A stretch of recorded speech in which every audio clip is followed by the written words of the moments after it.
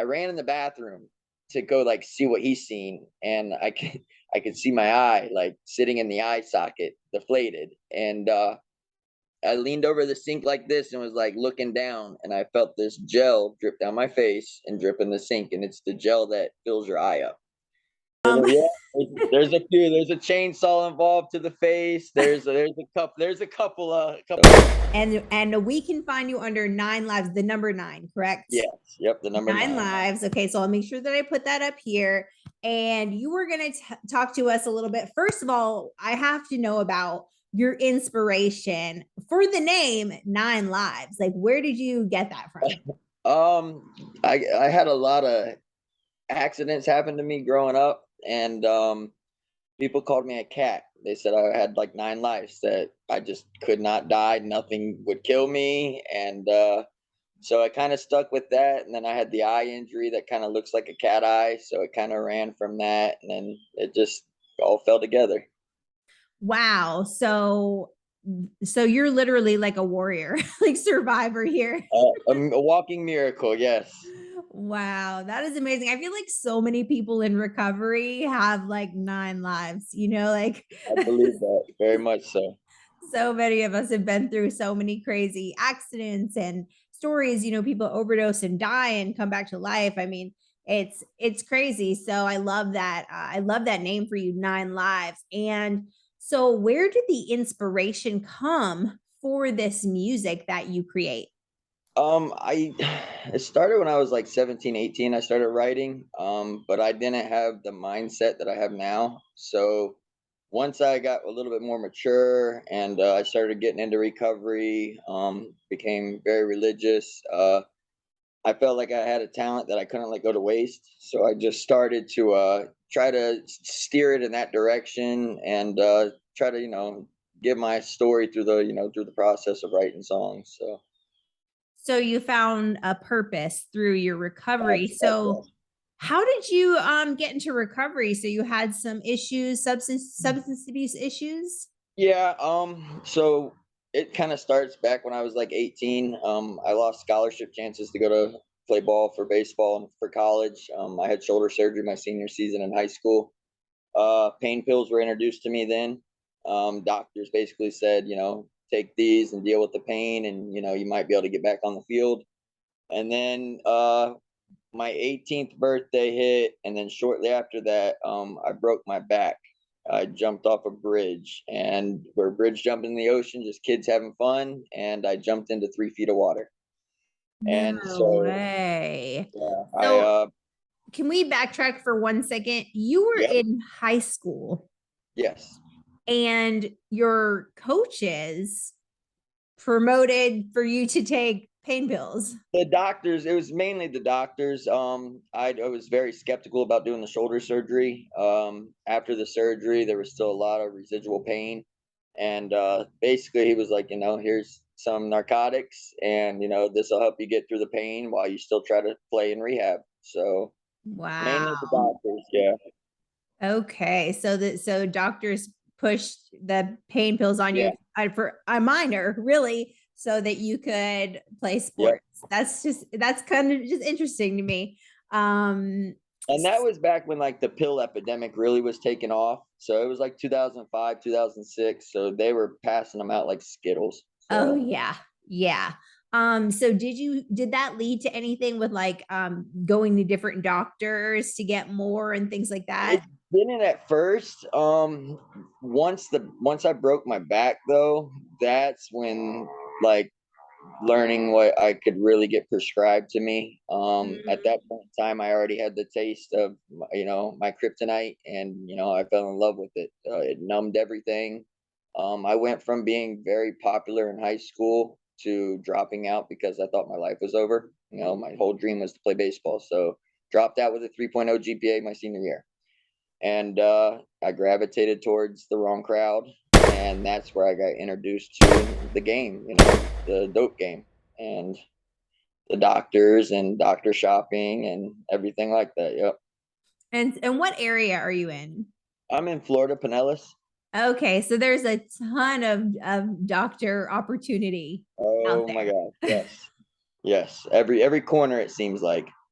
Yes, my father had that same issue. We were in Broward and at the time, and it was like they were giving him pills for everything, and he was Yeah, going to like so many different doctors. They were giving him pills to sleep, pills to stay up, pills for yeah, I mean everything. It was like, oh, here, just take a pill for it. yeah. And if this one don't work, take this one to counterbalance that one. And it's yeah, it's sad to be honest. So you got really hooked on pain pills, and then what happened? Like I said, I dropped out. So I grabbed, like, I went like, from being so popular and, having the attention that I was getting in school to having no one around because kids are going to school still. So what do? I gravitated towards the wrong crowd, the kids not going to school, the ones that are, doing drugs and skipping class. And shortly after my 18th birthday, I got introduced to gangs and I joined a gang. Spiraled real fast. It was a very, very fast spiral. It did not like I did not try drugs when I was younger. I grew up in a household with both my mom and father. So I mean, I grew up in a good home. There was nothing in the past that caused me to lead to drugs. Um, just that cockiness and confidence that I got from having so much attention, man, and then going right back to the wrong people to get that attention, and it just led me down the wrong road real fast. What did you get from being in a gang? Like, was it acceptance? Was it comfort? Was it safety and security? So at the time when I dropped out of school, I was the oldest of, I have one sister, one younger sister, and my parents did everything they could to try to raise me correctly. When I started being defiant and disobeying the rules from my parents, it's not that they pushed me away, but they kind of didn't know how to handle me.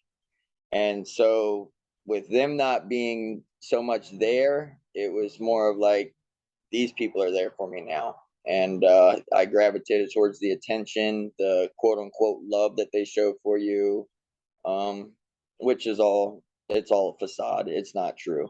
So, So you're were you selling drugs at the time oh also? yeah, I was, yep, absolutely 100% into the dope game as you can imagine.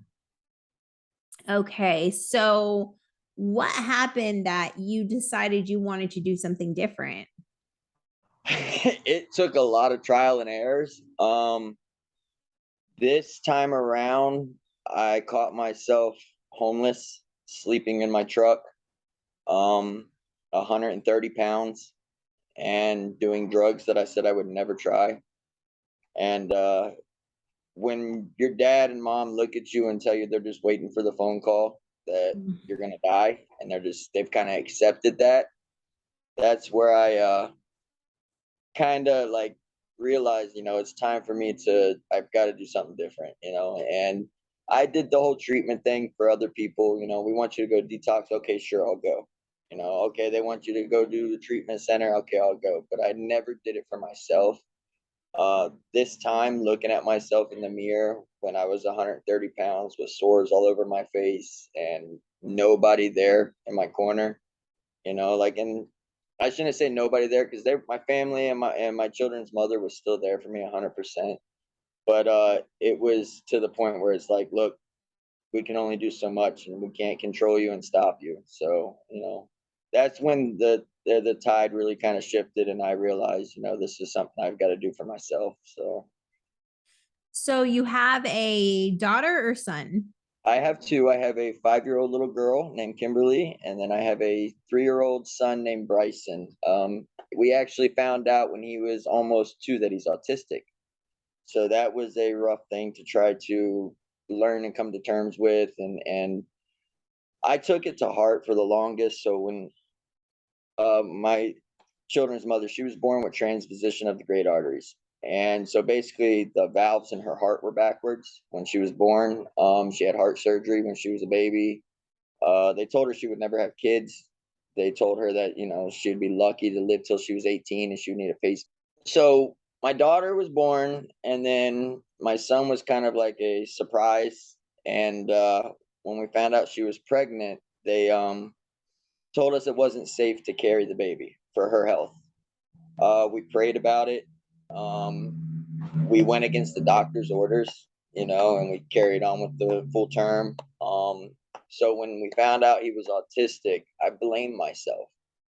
And I was like, who am I to not listen to doctors whose profession is to, this is what they do for a living. So for the longest, I was like, I'm punishing my son, bringing him into this world like this, man. So that was a rough thing to try to come to terms with and accept. Took a long time, and I won't say I pushed my son away, but I had a hard time trying to accept the fact that he's autistic and could be my fault, and that was a rough thing to understand. I have a lot of friends that have autistic children that have pretty happy lives and pretty happy households. So I'm sure you've kind of like um as the time went by, you Oh, realized like I that. had my son is a genius, and like, and actually now that time's gone by, the only thing is he's nonverbal. That's really Mhm. it. And if you throw him off his sleep schedule, that's when, if his schedule doesn't stick to the same routine he's used to, that's when he has his episodes. But for the most part, like, very independent, and smart as can be. Like, at 2.5 years old, he's lining cars up in color coordination, and like bumper to bumper, facing the right way, and like the things he caught on to from just watching his sister, like very, very self-help type kid, goes to the fridge, gets his own drink out, and then he'll come up to you and just hand it to you, and make you realize, like, okay, he wants his drink opened. So it was definitely a blessing, man, and it's awesome to be able to see this, to see the growth in him as well. So Definitely. So when your daughter was conceived, you were still in active addiction or no?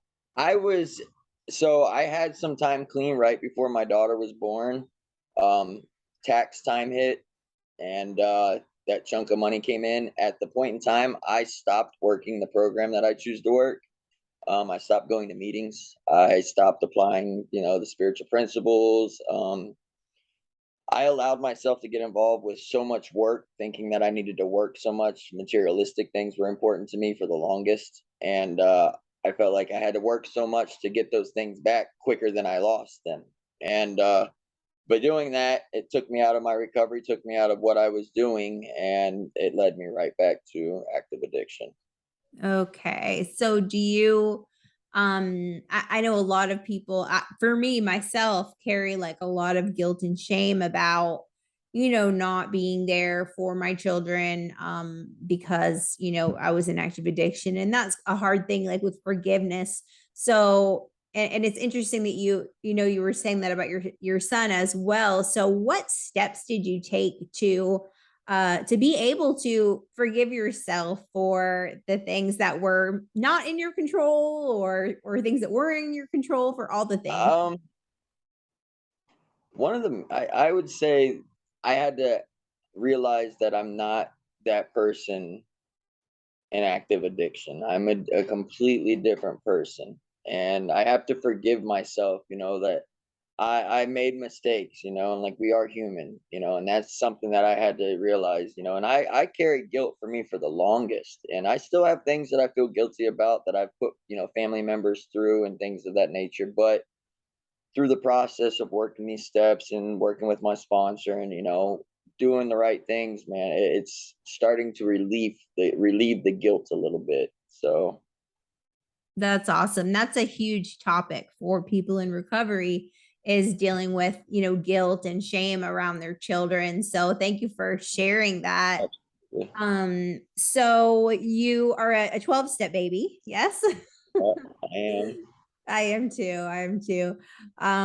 So that's awesome. So, what what do you do in recovery today to keep yourself balanced, to keep yourself Good question. motivated? That word you just said is key. Balance. That is the biggest thing. I definitely stay reading my daily meditations in the morning. I use the phone. I utilize phone numbers that I've gotten, and I try to be of service too. I try to help the ones that are suffering because I don't want to forget where I came from. And people tend to forget the path that they had walked before. And so for me, being there to help somebody keeps me grounded as well. And it allows me to stay humble and appreciate the growth that I've made. And that's it. Maybe it's my new addiction, but it's a good addiction, I guess you could say. So, Absolutely. Yeah. One of mine is like fitness at the gym, like weightlifting, I kind of yeah, replaced, you got to yeah, replace those bad things with good yeah, things, and, yeah. and they can kind of get a little addicting. The gym can get a little addicting to me, but it's a lot better than what I used to be Yeah, addicted if that's all we're doing wrong, right, then to. we're Right. okay. Exactly. Exactly. So tell me some of the amazing gifts that recovery has brought you so far. Um, Brought me back closer to my family. Allowed me to, like I said, start forgiving myself. Um, One of the things that I was very judgmental about people when I would first meet people, and going to a treatment center and hearing people's stories, it has made me tone down being so judgmental when I meet somebody. It has allowed me to realize that that we all have a story, and from looking at you can't judge a book by its cover. Until you open it up and start reading it, you really don't know what it's about. And so for me, like, hearing people's story, that's something that has helped me so much, to understand and have empathy for people that have gone through. You look at people and they're struggling and you're like, I don't understand it, but they have some other things going on mentally, or things internally that they haven't dealt with so far, that's why they are the way they are. Absolutely. Absolutely. That's a huge part of healing is being able to look at somebody and know that, that they've been through hard things too and finding empathy for them. It brings you to a different level with Yes. them for sure. So okay. I know you have some crazy stories for us. So let's hear one. Okay, so let's go back to 18. 18 was a really rough year for me. I had the shoulder surgery, so that was one. Shortly after that, I was working on my vehicle, and I was taking the oh shit handle off to redo my headliner. And I had my feet hanging out the passenger door. The door was open, and I kind of like looked over my shoulder like this to look at the center console to see what time it was. And when I looked back, I slipped off the oh shit handle, and I went like this, and I stabbed the screwdriver through my eye. Oh It my went, goodness. yes, it went into my eyeball. My eyeball deflated. I detached my retina, so basically my eyeball was just sitting in the eye socket, flat, like stabbing a hole in a basketball. I ran inside, had my hand like this. I'm like, I can't see, my eye. The guy looked, he started freaking out. He was like, I'm gonna call 911. I ran in the bathroom to go like see what he's seen, and I could see my eye like sitting in the eye socket, deflated, and I leaned over the sink like this and was like looking down, and I felt this gel drip down my face and drip in the sink, and it's the gel that fills your eye up. And I went into shock. Got rushed to Bayfront Hospital. Was in surgery for some time.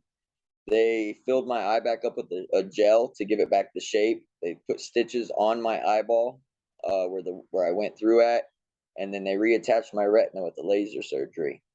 And after about a month after getting out, after the hospital and going home, I had another procedure done to reattach the retina some and remove the stitches. And I still have my eye. I can see.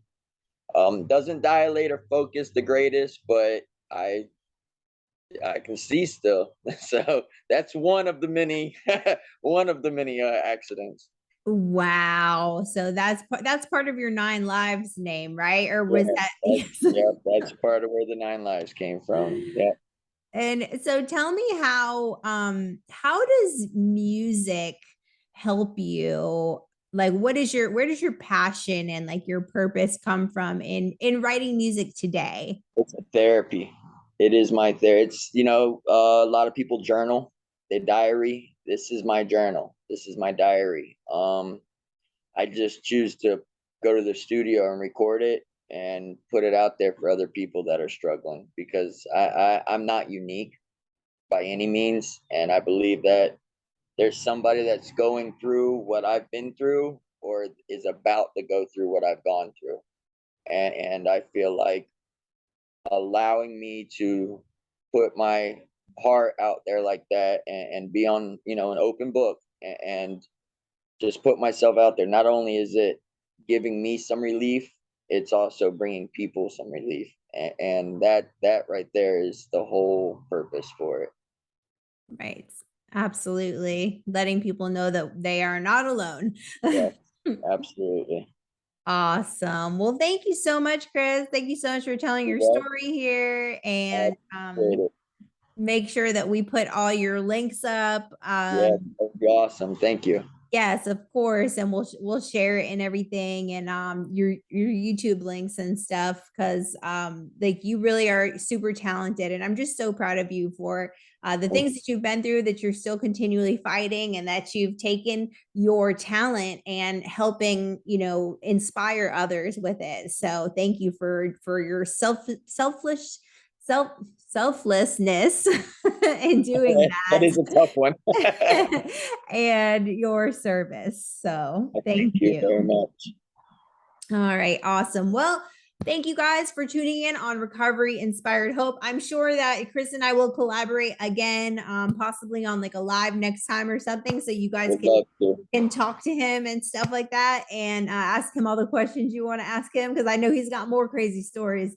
Yeah, there's a few. There's a chainsaw involved to the face. There's a couple more. Oh my goodness. Yeah. So can't wait. Can't wait. So we'll get that on the books to collaborate again. Make sure you guys subscribe to the YouTube channel, Recovery Inspired Hope, and make sure that you subscribe to Chris's YouTube channel, and I will drop the link right here in the description. So thank you guys. Have a good night, and we will see you next time. Thank you.